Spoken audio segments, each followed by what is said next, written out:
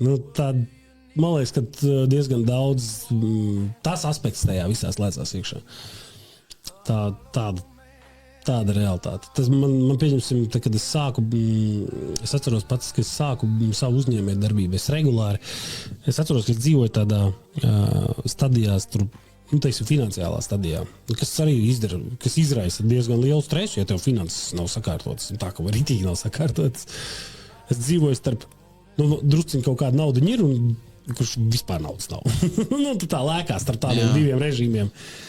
Un tad, kad tev drusciņ tā nauda ir, tad tā kā vēl tā, ok, labi, bišķiņās. Tur kaut ko var pakustēties, kaut ko vismaz var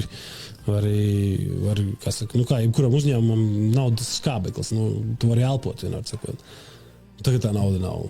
Un tev viss, un tev arī dzīve jādzīvo, tev īri jāmaksā, viss pārējais. Un pirmie 3-4 cikli, kas iet kaut kādus tur, teiksim, 4 gadus pirmos. Tev vienkārši liekas, ko es vispār daru? Ej labāk strādāju, nezinu, Rimčikā kaut vai kaut plauktus kārtoju, vienalga ko.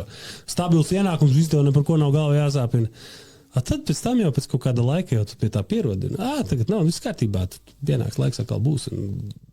Nav par ko ir samazāt. Tā kaut kā izkustīsies. Tas, ko es runāju, jā.